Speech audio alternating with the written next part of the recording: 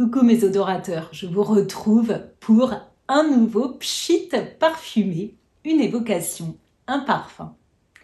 Aujourd'hui, il s'agit de la Tierra del Rayo. Bon, je ne parle pas du tout espagnol. Ici, on est dans l'univers Fuegia 1833 qui nous arrive tout droit d'Amérique du Sud, plus précisément d'Argentine et même de Patagonie. C'est Julien Bedel qui a créé donc cet univers et l'ensemble des parfums de la collection. Ici, ce parfum, cette création date de 2014 et sa traduction, c'est le pays de la foudre. Et moi, j'ai eu un véritable coup de cœur pour cette fragrance. Vraiment, j'ai été foudroyée. Elle est totalement dans ma zone de confort. C'est typiquement le genre de parfum que j'aime énormément. On est dans un nectar sirupeux, un peu gourmand, fumé, boisé, un peu cuiré. Plus que fumé, je dirais qu'il est torréfié, épicé.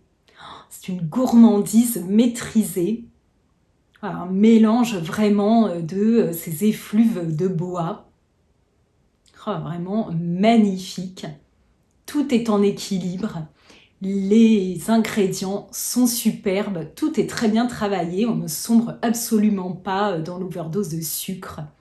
Il n'y a pas d'écœurement non plus. Enfin, en tout cas, pour moi, c'est vraiment une splendide création. Donc, on nous parle d'un accord de vin. Un vin liquoreux. Associé donc à des fruits secs.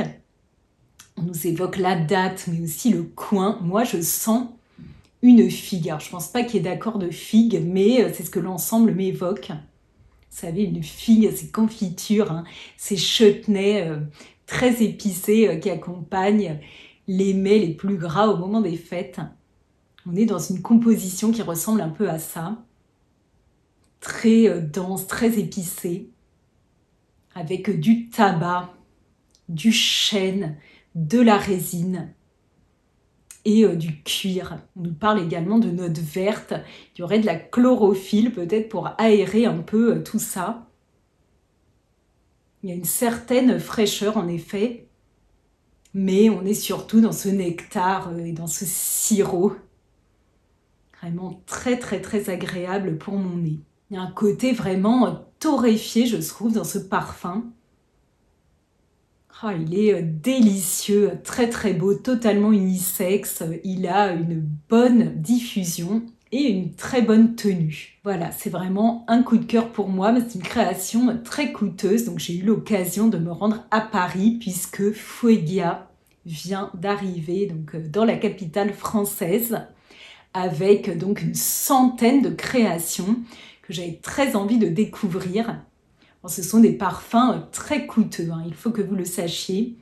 Et ils ne distribuent pas d'échantillons. Enfin, en tout cas, au moment où j'y suis allée, c'était la politique de la maison, pas d'échantillons. Alors, comme j'avais très envie quand même de découvrir ces parfums, eh bien, je me suis offert un coffret de 6 créations de 5 millilitres que j'ai payé quand même très très cher. Et j'ai eu l'embarras du choix, vraiment au sens propre du terme. C'est-à-dire, c'est compliqué, après avoir senti beaucoup de parfums, de faire un choix vraiment éclairé. J'ai eu énormément de chance que celui-ci sorte du lot parce que, eh bien, parmi les autres, il y en a que je ne peux pas du tout porter. Parmi ceux que j'ai choisis, ce qui est vraiment dommage. Donc voilà, une maison qualitative, je trouve, aux parfums joli, bien fait, on sent vraiment des matières bien travaillées. On est dans une certaine simplicité dans les accords, je trouve. Il y a une certaine originalité, mais sur 100 créations, bien sûr. Il y a certains parfums que j'ai l'impression d'avoir déjà sentis.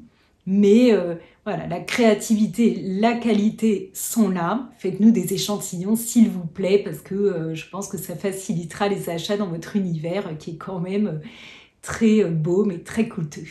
Alors voilà pour la Tierra del Rayo. Et voilà que je recommence à essayer de prononcer ce nom. Allez, je vous embrasse, à bientôt.